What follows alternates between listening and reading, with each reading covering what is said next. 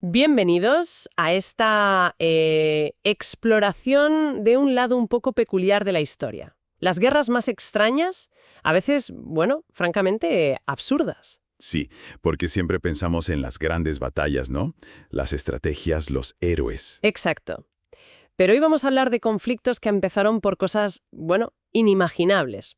Un cerdo comiéndose unas patatas O un pastelero enfadado, o un cubo robado de un pozo. un perro que cruza una frontera. Incluso una guerra contra pájaros. Parece mentira, ¿verdad? Parece mentira, sí. La pregunta es, ¿cómo puede ser que incidentes tan pequeños, a veces tan ridículos, acaben en una guerra de verdad? Pues sí, aunque suenen a chiste, estos conflictos están documentadísimos, ocurrieron tal cual. Claro, Y justo por eso son tan interesantes, porque más allá de la anécdota, nos dicen mucho sobre, bueno, sobre las tensiones que ya existían entre países, ¿no? el orgullo herir, supongo. El orgullo, los fallos de comunicación, como un detonante que parece tonto, si cae en el momento justo, puede tener unas consecuencias, vaya, descomunales. Pues vamos a ello, vamos a analizar algunos de los casos más llamativos. Perfecto. Empezamos por esa disputa con animales que casi enfrenta a dos potencias mundiales. La Guerra del Cerdo, de 1859. Venga. A ver, nos tenemos que ir a la isla de San Juan. Es una isla que está entre lo que hoy es Estados Unidos, el estado de Washington, y Canadá, que entonces era británica. Y la frontera no estaba muy clara, ¿no? No, el Tratado de Oregón la dejó un poco difusa. Y claro, allí convivían colonos americanos y empleados británicos de la Compañía de la Bahía de Hudson. Y la convivencia era, digamos, tensa. Caliente, caliente. Exacto. Cualquier chispita podía encender la mecha. Y la chispa fue, ¡pum!, un cerdo. El 15 de junio de 1859, Lyman Cutler, un granjero americano, ve un cerdo negro en su huerto. Dándose un festín de patatas. Eso. Y Cutler, pues, no se lo piensa. Saca el rifle y lo mata. Claro, pero el cerdo tenía dueño. Era de Charles Griffin, un irlandés que trabajaba para los británicos. Y ahí empieza el lío. Cutler le ofrece $10, que bueno, no estaría mal. Pero Griffin dice que ni hablar, que quiere $100, una pasta para la época. Una barbaridad.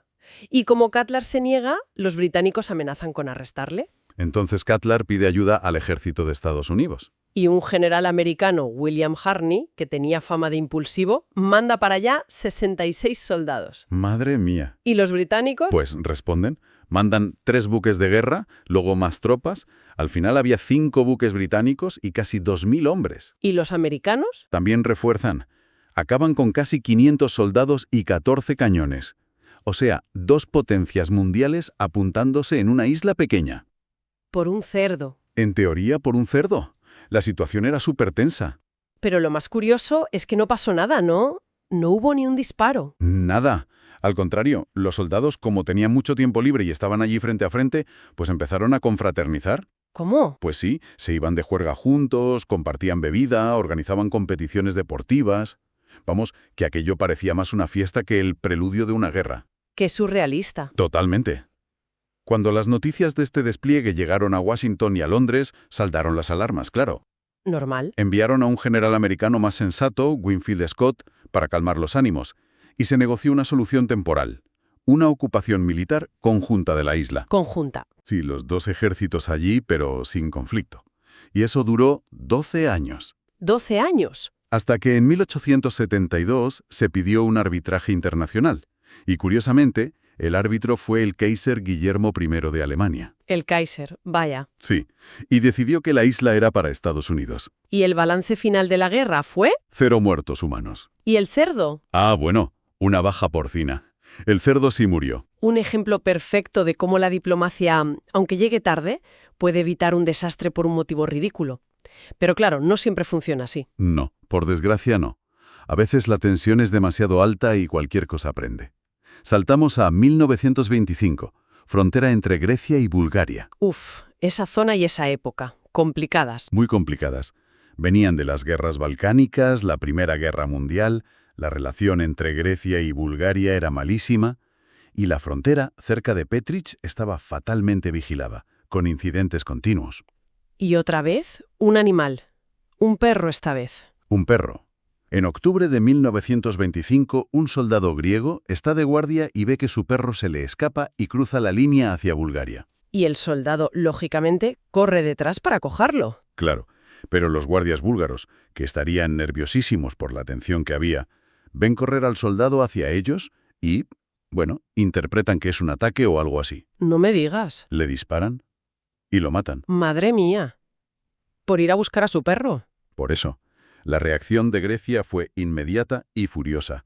Exigen disculpas formales, castigo para los culpables y una indemnización enorme. ¿Y Bulgaria qué dice? Bulgaria dice que calma, que hay que investigar qué ha pasado. Proponen una comisión conjunta. ¿Que parece razonable? Sí, pero Grecia no acepta. Les da un ultimátum de 48 horas.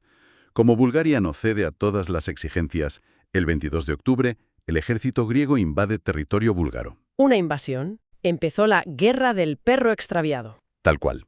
Hubo combates, muertos, la cosa amenazaba con ir a más. ¿Y cómo se paró?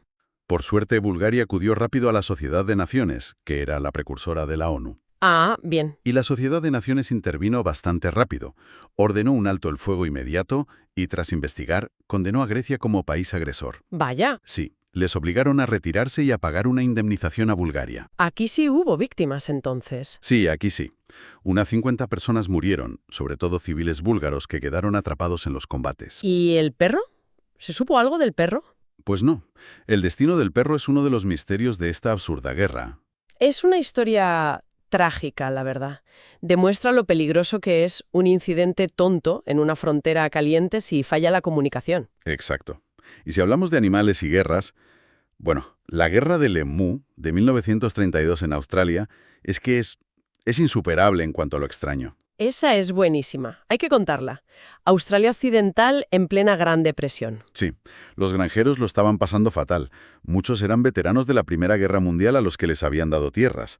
Y su sustento eran las cosechas de trigo. Pero aparece un enemigo inesperado. Un enemigo terrible. Una plaga de emús. Unos 20.000 emús. Que son esas aves enormes como avestruces, pero australianas, que no vuelan. Esas mismas. Y estaban arrasando los campos de trigo y destrozando las vallas. Una ruina para los granjeros. Y desesperados piden ayuda al gobierno. Y el ministro de Defensa, Sir George Pearce, toma una decisión. Sorprendente. Decide enviar al ejército. ¿Al ejército? ¿Contra pájaros? Al ejército. Organizan una operación militar en toda regla. Envían al mayor Meredith al mando, con 2 ametralladoras Lewis y 10.000 balas. Objetivo, exterminar a los emúes. Esto promete. ¿Y qué tal fue la operación? Un desastre cómico. Un fracaso absoluto.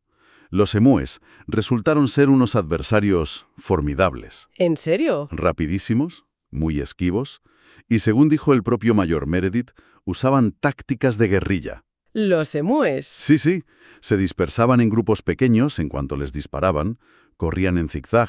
¿Las ametralladoras no podían seguirles el ritmo en el terreno irregular? No me lo puedo creer. Fue ridículo. Gastaron miles y miles de balas para matar a muy pocos emúes. Los vehículos militares se atascaban en el campo, las ametralladoras se encasquillaban. ¡Qué humillación para el ejército! Total. El mayor Meredith y sus hombres se tuvieron que retirar con el rabo entre las piernas después de unas semanas. Hubo incluso un segundo intento, una segunda campaña. Igual de inútil. La prensa australiana e internacional se mofó cosa mala. El titular no oficial fue «Australia pierde la guerra contra los emúes». Es increíble. Una lección sobre los límites del poder militar, ¿no? Y que la naturaleza es imprevisible. Es sin duda. Curiosamente, años después se puso un sistema de recompensas por emú cazado, pagando a civiles. ¿Y eso funcionó? Muchísimo mejor. Se controló bastante la población así, pero la guerra oficial fue un fracaso estrepitoso. Vale, dejemos a los animales y pasemos a conflictos por comida y bebida, que también los hubo. Y tanto. Un clásico es la Guerra de los Pasteles, entre Francia y México en 1838. Vale, contexto. México acababa de independizarse, mucha inestabilidad política, económica. Revueltas constantes. Exacto. Y en esas revueltas, a veces, las propiedades de ciudadanos extranjeros sufrían daños. Y aquí entra Monsieur Remontel, Un pastelero francés en México. El famoso pastelero. Él mismo. Remontel llevaba años quejándose al gobierno mexicano porque decía que, tiempo atrás, durante unos disturbios, unos soldados mexicanos habían entrado en su pastelería en Tacubaya ¿Y? y se habían comido todos los pasteles sin pagar, y habían causado destrozos. Pedía una indemnización. ¿Y el gobierno mexicano? Pasó de él. La reclamación inicial tampoco era una locura de dinero, pero la ignoraron. ¿Pero Remontel no se rindió? No. Acudió a su gobierno, al gobierno francés. Y años después, en 1838, Francia, con el rey Luis Felipe I, decide usar esa reclamación como la excusa perfecta. Un casus belli, ¿no? Exacto, un casus belli. En realidad, Francia quería presionar a México por otras deudas y para ganar prestigio. Y usaron lo del pastelero. Exigieron a México una cantidad brutal, 600,000 pesos. 600.000. Debieron de comerse muchos pasteles. O muy caros. Obviamente la cifra incluía otras reclamaciones, pero se quedó con el nombre de la Guerra de los Pasteles. México se negó a pagar esa barbaridad. ¿Y Francia qué hizo? Lo que se llamaba diplomacia de cañonero. Mandó una flota de guerra, bloquearon los puertos mexicanos, sobre todo Veracruz, bombardearon el fuerte de San Juan de Ulúa. ¿Bombardearon? Sí, e invadieron Veracruz. México, claro, declaró la guerra. Hubo combates serios. Incluso el famoso general Santa Anna perdió una pierna en esta guerra. ¡Qué fuerte! Y pensar que el nombre viene de unos pasteles, aunque fuera una excusa. Totalmente. Demuestra cómo un pretexto aparentemente trivial puede ocultar intereses mucho más grandes, económicos y de poder. ¿Cómo acabó? Pues intervinieron los británicos. El bloqueo francés les perjudicaba el comercio, así que mediaron. Al final, México aceptó pagar los 600,000 pesos en 1839 y Francia retiró sus barcos. ¿Hubo muchas víctimas? Sí. Unas 130 personas murieron y más de 200 resultaron heridas. Y la guerra dejó clara la debilidad de México frente a las potencias europeas en esa época. Pasando de los pasteles a algo más popular. Hubo un motín por marisco, ¿verdad? Sí. El motín de los mariscos en Palermo, Sicilia, en 1638. Menos guerra formal, más revuelta popular. ¿Qué pasó ahí? Pues parecido. Crisis económica en la Sicilia del siglo XVII. Los precios del pescado y del marisco, que eran básicos en la dieta, estaban por las nubes. La gente pasaba hambre. Y las que iban al mercado eran sobre todo las mujeres, ¿no? Exacto. Y un día se hartaron, cientos de mujeres empezaron a protestar en el mercado por los precios abusivos. ¿Y cómo protestaron? Salieron a la calle, golpeando cacerolas, sartenes, y sus armas eran almejas y conchas, que se las tiraban a los soldados que intentaban disolverlas. Me encanta. Lanzando almejas. Sí, exigían precios justos, comida, y la cosa creció. Se unieron hombres, pescadores. Fue una señora revuelta. ¿Y consiguieron algo? Pues sí, el gobierno local intentó reprimirla, pero no pudo. La presión fue tan grande que tuvieron que ceder y bajar los precios del pescado y el marisco. Una victoria popular con armas de cocina y marisco. Exacto. Sin apenas violencia grave, además. Un ejemplo curioso de protesta efectiva. Y de la comida. Pasamos a la bebida. Y a uno de los episodios más bizarros y trágicos de la historia militar. La batalla de Caránsebes, 1788. Caránsebes. Esto es de no creer. Guerra entre Austria y el Imperio Otomano. ¿Vale? El ejército austriaco, enorme. Unos 100,000 hombres, pero muy heterogéneo, de muchas nacionalidades, está acampado cerca de Caránsebes, en la actual Rumania, esperando al ejército turco, que se supone que está al llegar. Noche, tensión. Mucha tensión. Y para matar el tiempo, o los nervios, una avanzadilla de húsares, de caballería ligera, cruza el río Otimish. ¿A explorar? Bueno, a buscar aguardiente. Encuentran a unos vendedores gitanos locales, les compran unos cuantos barriles y se ponen a beber. Ah, la cosa empieza bien. Empieza bien, sí. Al poco, llega un grupo de infantería austríaca. Ven a los húsares bebiendo y les piden compartir. ¿Y los húsares? Los húsares, que ya iban contentillos, se niegan en redondo, que el aguardiente es suyo. Empieza una discusión, que si tú, que si yo. La cosa se caldea. Se caldea, sí. Y en medio de la discusión, en la oscuridad de la noche, alguien dispara un tiro. No se sabe quién ni por qué. Y se lía. Se desata el infierno, el caos absoluto. Piensa que era un ejército multiétnico. No todos hablaban el mismo idioma. Claro. Algunos empiezan a gritar «Turchi, Turchi», pensando que les atacan los otomanos de verdad. Otros creen que es una pelea interna. Unos gritan en alemán, otros en húngaro, otros en serbocroata. ¡Qué confusión! Total. Los oficiales alemanes intentan poner orden gritando «Halt, halt, alto». Pero muchos soldados que no hablan alemán y están muertos de miedo oyen «Halt» y lo confunden con ¡Alá! «No me digas». El grito de guerra turco. El grito de guerra turco. Y claro, piensan que el enemigo ya está encima. Empieza un tiroteo masivo. Entre ellos. Fuego amigo a gran escala. ¡Qué desastre! Espera, que empeora. Llega más caballería austríaca al lugar, ve el follón, los disparos y creen que son los turcos atacando a los husares. Y cargan contra sus propios compañeros. Pero bueno, Y para rematar, la artillería austríaca, que estaba más atrás, ve la carga de caballería en la oscuridad y piensa, «¿Son los turcos?» Y empiezan a bombardear a su propia caballería e infantería. es que es demencial. Se estaban aniquilando ellos solos. Una tormenta perfecta. Oscuridad, alcohol, miedo, barrera de idiomas, falta de disciplina. Cuando amaneció se descubrió la tragedia. No había habido ningún ataque turco. Nada. ¿Y las bajas? Las cifras bailan mucho según la fuente. Es difícil saberlo con exactitud. Pero se habla desde 500 hasta incluso 10.000 muertos y heridos. Autoinfligidos. Madre mía. ¿Y los turcos? Llegaron 2 días después. Se encontraron al ejército austríaco totalmente desorganizado y debilitado. Les hicieron el trabajo sucio ellos mismos. Increíble. Pasemos de este caos a objetos, guerras por objetos. Un cubo, por ejemplo. Guerra de la cubeta robada, 1325. Ah, sí, Italia medieval. Época de rivalidades brutales entre ciudades-estado. Aquí tenemos a Módena contra Bolonia. Que se llevaban fatal, ¿no? Fatal. Arenas representaban los dos grandes bandos de la época. Módena era gibelina, partidaria del Sacro Imperio Romano Germánico. Bolonia era güelfa, partidaria del Papa.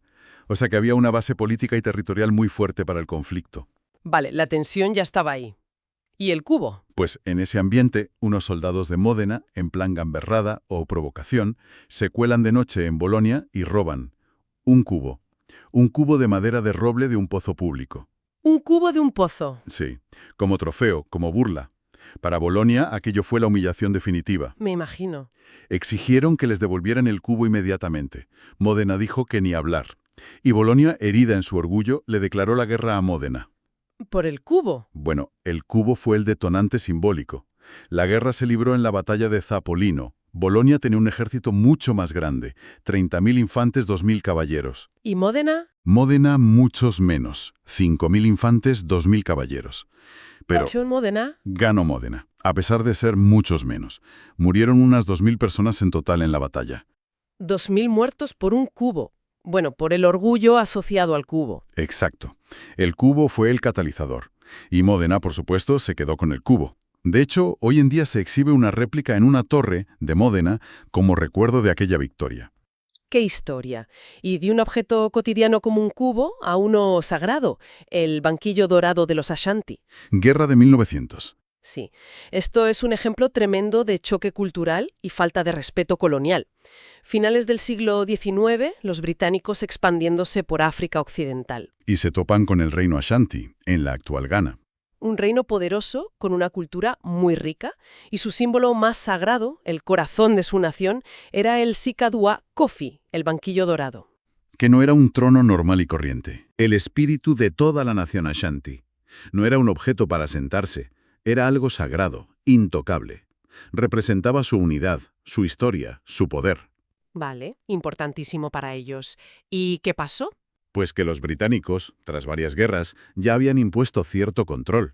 Y en 1900, el nuevo gobernador británico de la Costa de Oro, Sir Frederick Hodgson, va a Kumasi, la capital Ashanti, y da un discurso a los jefes locales. ¿Un discurso conciliador? Todo lo contrario. Un discurso arrogante. Les exige que paguen indemnizaciones por guerras pasadas y, aquí viene lo increíble, les exige que le entreguen el banquillo dorado. ¿Para qué? Para sentarse en él, dijo algo así como, ¿por qué estoy yo sentado en una silla vulgar? ¿Por qué no me habéis traído el banquillo dorado para que me siente? Ignorando por completo su significado sagrado. Los Ashanti, eso fue la mayor ofensa imaginable. Pedir sentarse en el alma de su pueblo. Me imagino la reacción. Indignación total. Y quien canalizó esa indignación fue una mujer increíble, la reina madre Ya Asantewaa. Arengó a los jefes, les recordó su deber de defender su honor y su símbolo sagrado, y llamó a la rebelión. Una mujer liderando la resistencia. Sí, estalló la Guerra del Banquillo de Oro, también llamada Guerra de Ya Asantewaa. Los Ashanti lucharon con fiereza. Llegaron a asediar durante meses la fortaleza británica en Kumasi, donde estaba el gobernador Hodgson. Fue una guerra dura, entonces. Muy dura, provocada directamente por ese choque cultural y esa falta de respeto. Al final, los británicos tuvieron que enviar refuerzos masivos desde otras partes de África y de la India. ¿Y consiguieron aplastar la rebelión? Sí, tras unos 6 meses de combates muy intensos, lo consiguieron. Capturaron allá a Asantewaa y a otros líderes en 1902 y los deportaron. Ashanti fue formalmente anexionada como colonia británica. ¿Y el banquillo? ¿Lo encontraron los británicos? No. Y eso es lo increíble. Los Ashanti consiguieron esconder el banquillo dorado original. Nunca cayó en manos británicas. Protegieron el alma de su nación. Vaya historia de resistencia también. Hubo muchas bajas. Sí, se calcula que unos 1.000 soldados británicos y aliados africanos y unos 2.000 guerreros Ashanti. Un precio muy alto por la arrogancia de un gobernador. Tremendo. Para ir acabando, podemos mencionar un par de guerras récord por su duración, ¿no? Claro, tenemos la guerra más corta de la historia registrada, la Guerra Anglo-Zanzibarí de 1896. ¿Cuánto duró? 38 minutos. 38 minutos. ¿Cómo fue eso? Una disputa por quién debía ser el nuevo sultán de Zanzíbar. Los británicos apoyaban a uno y otro se autoproclamó. Los británicos le dieron un ultimátum para que abdicara. No lo hizo. ¿Y? Pues la Royal Navy bombardeó el palacio del sultán durante 38 minutos. El palacio quedó destruido, el sultán huyó y sus tropas se rindieron. Fin de la guerra. Rápido y eficaz, desde el punto de vista militar británico. ¿Bajas? Unas 500 bajas en el lado de Zanzíbar. Y un marinero británico herido leve. Vaya contraste. ¿Y la más larga? Pues aquí hay una muy curiosa. La guerra de los 335 años. Entre los Países Bajos y las islas Sorlingas, Scilly, un pequeño archipiélago británico. 335 años. ¿Desde cuándo? Desde 1651, durante la Guerra Civil Inglesa. La flota holandesa, aliada del Parlamento inglés, fue a las Sorlingas, que apoyaban al rey, y les declaró la guerra. ¿Y hubo combates? Ninguno, no se disparó ni un tiro.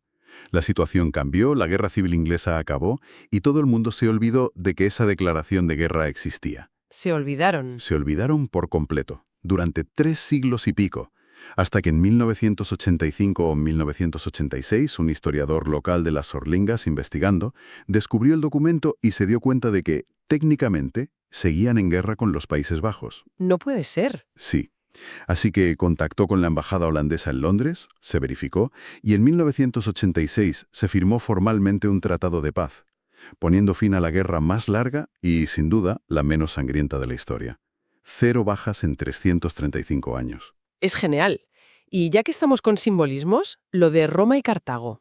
Ah, sí, un gesto bonito. La Tercera Guerra Púnica, la que acabó con la destrucción de Cartago por Roma, terminó militarmente en el 146 a.C., pero nunca se firmó un tratado de paz formal. Claro, Cartago fue arrasada. Exacto. Pero bueno, más de 2 milenios después, en 1985, los alcaldes de Roma y de Túnez, la ciudad moderna que ocupa el lugar de la antigua Cartago, firmaron un tratado de paz y amistad simbólico. Cerrando oficialmente un conflicto de más de 2100 años. Un gesto para la historia. Pues hemos repasado un montón de historias increíbles. Guerras por cerdos, perros, emúes, pasteles, cubos, aguardiente, taburetes sagrados.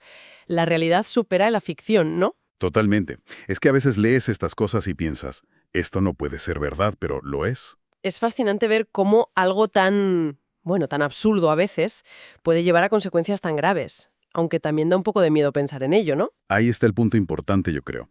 Porque estas historias sí, algunas nos hacen sonreír por lo ridículas que parecen, pero en el fondo son un recordatorio muy serio. ¿En qué sentido? Nos enseñan lo fácil que es que las cosas se descontrolen. Como el orgullo nacional herido, la mala comunicación, las tensiones que ya existen por debajo, la ignorancia sobre la cultura del otro, o simplemente la estupidez humana, pueden escalar muy rápido. Y provocar violencia y sufrimiento real. Exacto.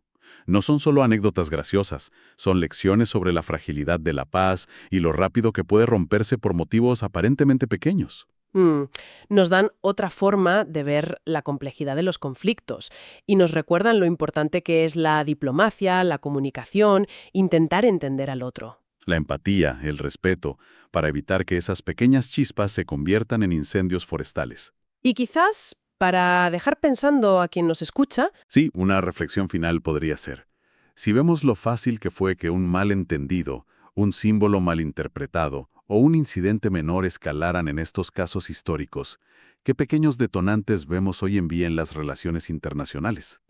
uff, Pequeñas tensiones, símbolos en disputa, malentendidos culturales o políticos que, si no se manejan con muchísimo cuidado, con muchísima perspectiva y sabiduría, podrían esconder un potencial de conflicto parecido, inesperado y muy peligroso. es una pregunta. Inquietante, la verdad. Nos deja pensando mucho. Con ella nos despedimos por hoy. Gracias por acompañarnos en este viaje por las guerras más curiosas de la historia. Un placer, como siempre. Hasta la próxima.